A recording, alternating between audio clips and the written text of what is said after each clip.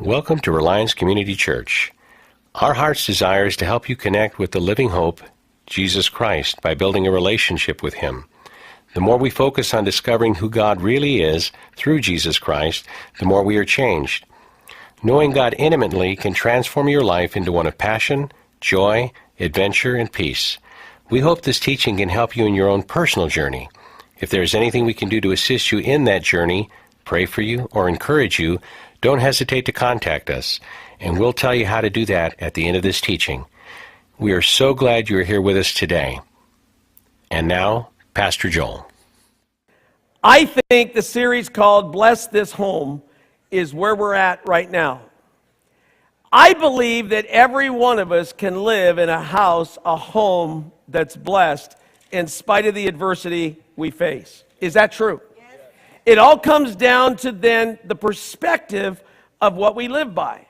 See, I think the other thing is, I think God has given us promises that we can live with and live for that will change our perspective of life.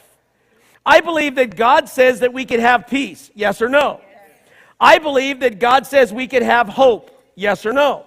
So I'm not talking about crazy things, I'm talking about factual things that we can have. But then he also gives us promises that declares our house will be blessed. Is that true?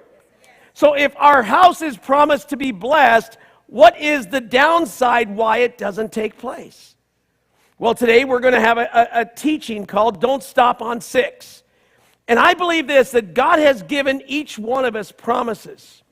And God is going to see those fulfilled. And today what I want you to do is I want you to think about some of those promises and maybe where they're put way in your back pocket. And it's time we pull those promises out and celebrate. You know, I had a moment where I just started to think how good God is to me and all this stuff. And I had this moment, and maybe I love my grandkids. But Garrett came in. How many are grandparents? How many understand your grandchildren are way better than your own kids? They just don't know that yet. But what happens is this. Garrett comes in today. I haven't seen him all week, so I've got separation anxiety from this 21-month-old. So he comes running in, and he grabs me, and he's smiling. He jumps up in my arms, and he lays his head on my shoulder. And I thought of this at that moment. That's exactly what God's waiting for from us. That we could just run to Him and rest in Him, put our head on His shoulder, and let Him hold us through the most difficult thing and the challenges. I don't know where you've come from today and some of the challenges, but I will tell you this. God can make challenges become almost, they're gone because of the perspective and how we care for those. I met a friend today, Lee. Wave at me, Lee. Everybody say good morning, Lee. Good morning. Lee has a testimony just like me. He just lost his wife. She passed away. But they found us on Yelp. And today's his first Sunday. And I'm glad you and your family are here. And I want you to feel welcome.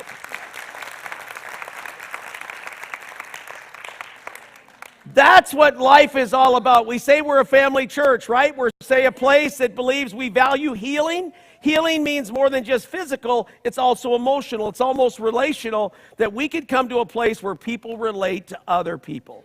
We're all on a journey. Has anybody arrived yet? Anybody perfect yet? Because if you are, we're crucifying you today. Not really, only kidding. There's nobody perfect in the house. We all need Jesus. We all need Jesus.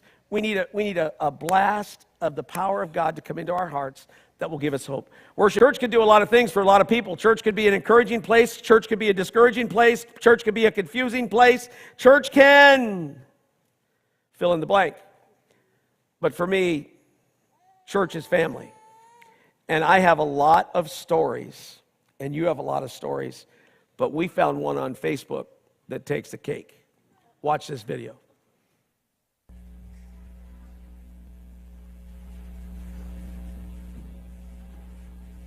Matthew, Mark, Luke, and John, Acts 2, lesson to the Romans, 1st and 2nd Corinthians, Galatians and Ephesians, Philippians, Colossians, 1st and 2nd Thessalonians, 1st and 2nd Timothy.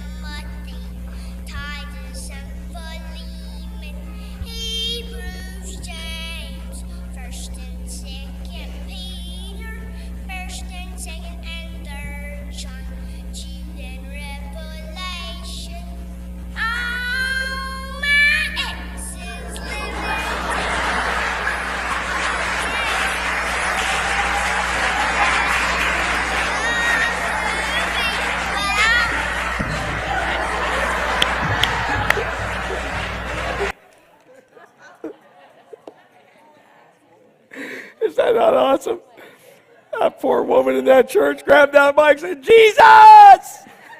Not supposed to sing about exes in church.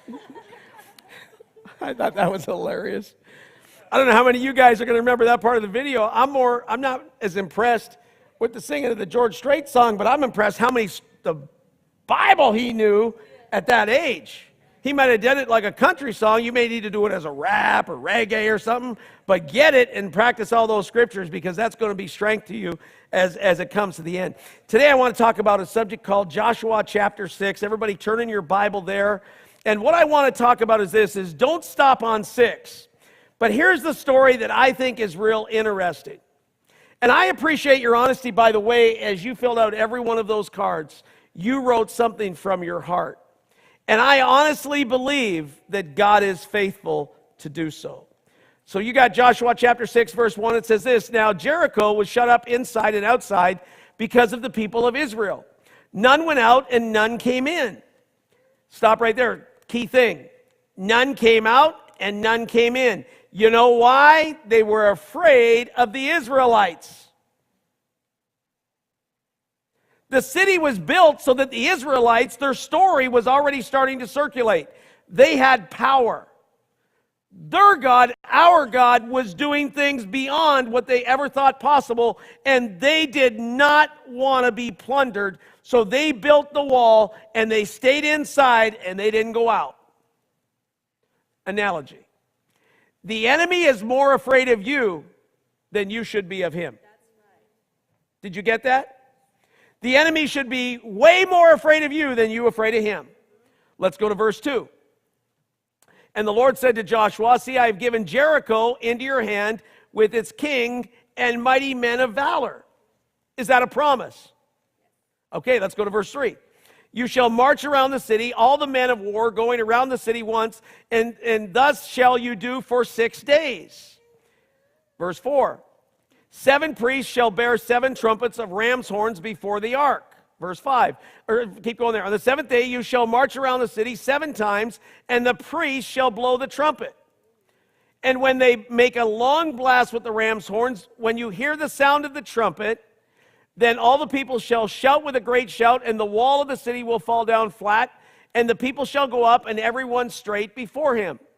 So Joshua the son of Nun called the priests and said to them, Take up the ark of the covenant, and let the 7 priests bear the 7 trumpets of the ram's horn before the ark of the Lord.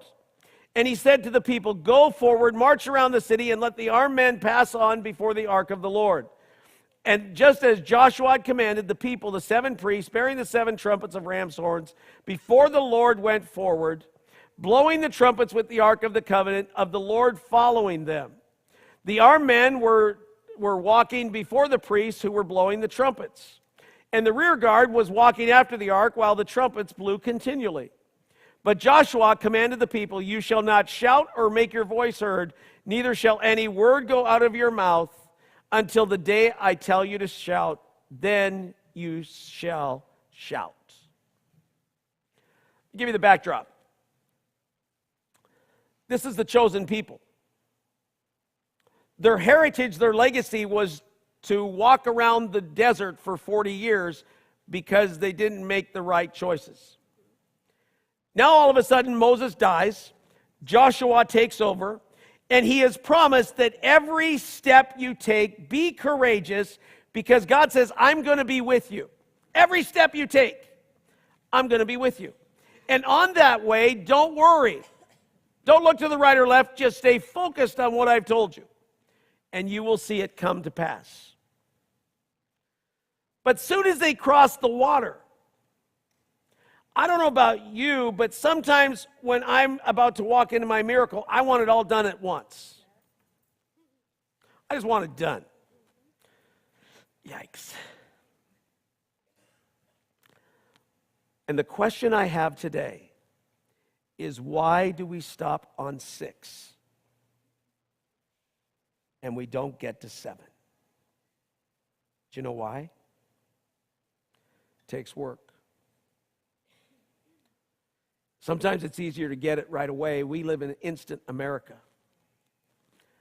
But some of the stuff that really takes place in our world that makes things very difficult for us on why we stop on 6 is perspective. See, the enemy can't take your promise, but he could build a wall to limit your perspective. Did you get that?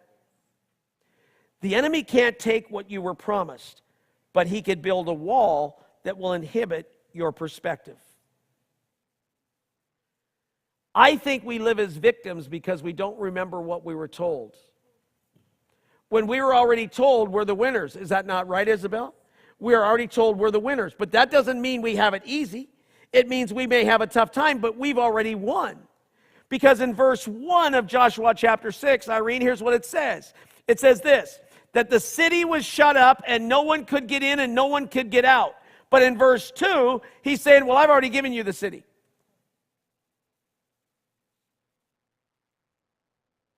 So, Kurt, if he's already given me the city, does it matter if the city's shut up? So where I'm going to take that with you right now, Randall, is this. The miracle you're hoping for, you might not even see any signs of. But God's at work behind the scenes doing the things that you don't even think are possible. And that's the confidence I have in my God. The promise is here, but you'll have to always face a problem. Fear has two meanings. You could forget everything and run, or face everything and rise. So here's where I want to go with this. There's a song I want you to listen to. And I want to set it up this way. The reason we don't think we are winning is perspective. I'm your pastor and I know you. And when you don't do certain things right, you think God is going to judge you based on your opinion. And then you feel you're going to, when things happen that are bad, you think you're punished because you're not doing things right. I can't find anywhere in the Bible to support that. Is there anybody perfect? No. Righteousness comes from where? God. The point I want to make today is this, is the reason we stop on 6 is we have a hard time thinking about our inabilities that will become abilities. So you get stuck looking backwards in the rearview mirror for where you've been, what you've done, so you will always be punished your whole life, Carla, that you will never be free because of something you think you've done so bad that God can't forgive. That's a lie. The journey you're on, Cassandra, the journey I'm on, the journey you're on, Claudia, the journey you guys are on, the journey we're all on is a journey. And we're on a journey that we have to choose to realize what God is doing inside us is trying to make us into that person He desires us to be, and it's process. It's perspective. I want you to get this illustration right in your mind. Go back to it. You hold in your hand the promise that God said. But if you put your other hand like this, you don't see it. Don't disqualify yourself from finishing what God said can be done. Did you hear that? Don't disqualify yourself from finishing what God said can be done. I'm saying it again. Don't disqualify yourself from things being done, regardless of where you've been and what you've done. He's got a new day for you. But when you listen to this song, it will relate to you. It will change how you think. It will start stirring stuff up. Because let me ask you a question. I want everybody to look at me just like this. Right now, everybody look. I want you to smile. Smile. I don't want to smile. Smile. Smile.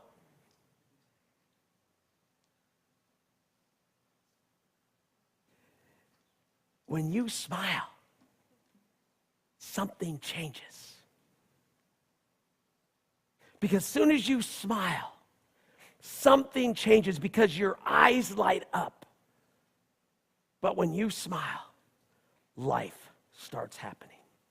And maybe we should start smiling at our adversity, knowing He's already got it done. I'll do anything to get the gospel of life into your spirit because I'm tired of seeing you being kicked around.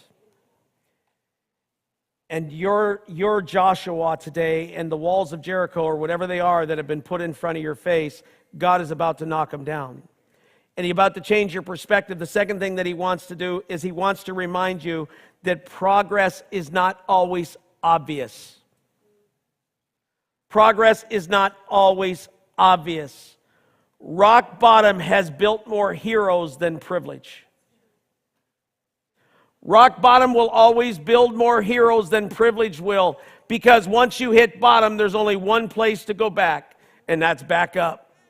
But there are people that walk around on the sixth day. Could you imagine? Check this out.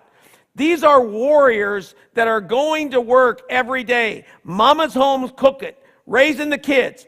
The guys that are warriors are going to work every day for 6 days. They come home. I know how you come home after work. Your wife hasn't talked to nobody, so she's got 30,000 words she's got to get into you. She says, now what did you do today? We walked around the wall. What wall? Jericho. You're a warrior. Why are you walking around the wall? Joshua said, we did. And you're going to do that again tomorrow? That's real world stuff. Yes. Sometimes you have to come against opposition to get where you need to go. And sometimes the opposition is right in your own house.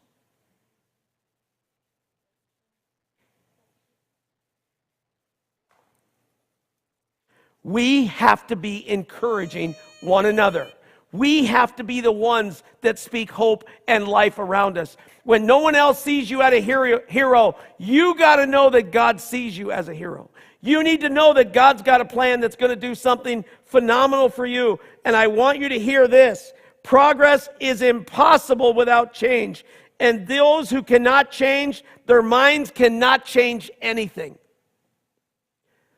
When is something so bad enough that you get tired of it being bad enough? When is it bad enough that it's so bad enough you just don't want it no more?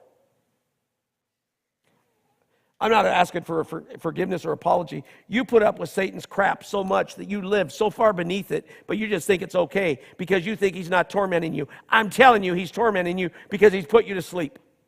And there's two things that will never get you to freedom: legalism and lukewarm.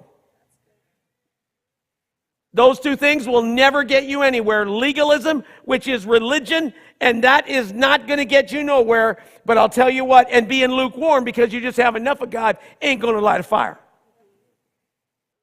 Just because you have enough of God in you, you think you're dangerous, you're not. I'm just telling you, there's greater things ahead for you. If I could change your world, if I could be something that could just walk along and go, I would do it. But God says, don't do that because then it's easy. You know what the problem with America is? Entitlement. The problem with us today is entitlement. You know, we want everything for nothing. We want everything like this. It's entitlement, and our kids are growing up in it. They're entitled. We have a privilege to live in America. I'm not entitled to anything. I have to go to work tomorrow to put food on my table. Am I right? I have a responsibility as an American to stand up and not protest about everything, but stand up and pray that truth is evident in America.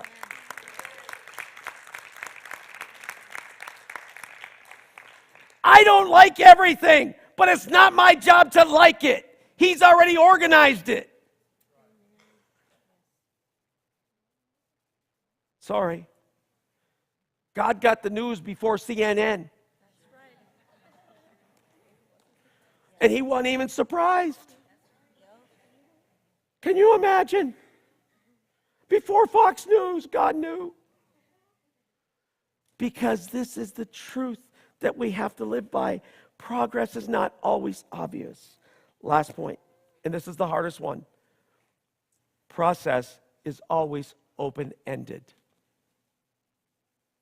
Say this with me. Process is always open-ended. When David took on Goliath, was Goliath oppressing the Israelites? Yes? How did David kill Goliath? Slingshot and a stone. The walls of Jericho finally fell down, Amanda, but it took people getting in the same posse and walking with the same swag, with the same worship tunes. No matter everything, we were walking and we were ready to blow the trumpet. And we expected those walls to come down. But what happened was they said, now 6 days, I just want you to walk. Don't be loud. Some of us that are recovering introverts would have a hard time with that. But be quiet. But on the 7th time, we're going to walk around 7 times. And on that 7th time, David, we are going to shout. And when we shout, the walls are just going to fall down.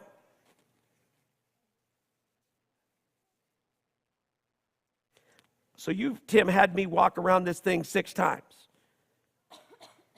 6 days. One, and it wasn't just a little wall. It was a big wall. It was a whole city. And we had to walk around it once a day for 6 days. Bob, I already know what you'd be saying. You'd be calling and say, why are we doing this? I'd say, none of your business, just obey. And on the 7th time, we're going to mess you up. Bring extra lunch. We're going to walk around it 7 times. Why are we doing it 7? Because God said.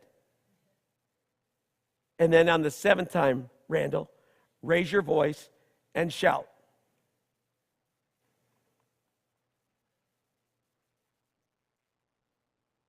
Then what happens? You're right. It all takes place. Breakthrough takes place. Bless this house. You ready for something? I have a word for you. If your house isn't blessed the way it should be, you might think I'm a crazy man, but I'd walk around your house every day this week, and on the 7th day, walk around 7 times and believe that chains are going to fall off your house, and you're going to see miracles. Oh, be quiet. And things are just going to happen. Oh, be quiet, I said. And I'm not joking about what I said. How many are having battles? How many are having battles? You know your house is supposed to be blessed. Let me see your hand. Come on, be honest. Okay, then I'm going to tell you something. I'm going to walk around my house. I'm going to walk around my house. Cindy, I'm walking around my house. And on the 7th day, I'm going to walk 7 times, and I'm going to expect something to happen and breakthroughs coming to my house. And I'm going to tell you what's going to happen on Monday. All hell's going to break loose. More hell on Tuesday, more hell on Wednesday, more hell on Thursday, more hell on Friday. Then you're saying, then why do it? Because it's better than the hell I'm in now. See, I'm not happy with where I am. I want to get to where I want to get to, and I'm willing to trust him that that's what he said. So your action point. When you walk out of here, who holds the keys to success? God's already given them to you. He's given them to you. When you guys travel to Colorado Springs this week and you see Stephen preach next week, you're going to sit there as proud parents. But do you remember the day you dedicated him to the Lord? How many years ago was that? You had hopes and dreams that one day he would be a preacher that would preach the word. And you didn't believe that he would end up in Colorado Springs. But here he is. Because you believed it, he received it, and he walks in it. And the young man up there with the spiky hair, you dedicated him too. He just took a different path to get where he needed to get to. Like the rest of us. How many know we look for the hard ways? Our church is full of the hard ways. We're all the people that go the long way to get where we need to get to. But he walks in the same anointing as his brother. No matter how they get there, they're there, and they're both celebrating the walls coming down all around them. I don't know about you, but I'm ready to see a miracle in all my children, my grandchildren, my dad, my mom, my brothers, my sisters. I'm ready to see an entire miracle. I'm speaking against poverty that tries to come against the house. I'm speaking against the health problems that come against your house. I'm speaking against anything that tries to enter your house wrongfully, that it stops because you're taking authority back in your house. Bless this house. Thanks for listening to the teaching of Reliance Community Church of Upland, California. To discover more about us or to contact us, visit our website at www.reliance-cc.org, or you may also email us at info@reliance-cc.org, or call us at 909-294-6324. You may also write us at P.O. Box 966, Upland, California, 91785. We believe you are blessed, and we hope we've helped you deepen your relationship with the living hope, Jesus Christ.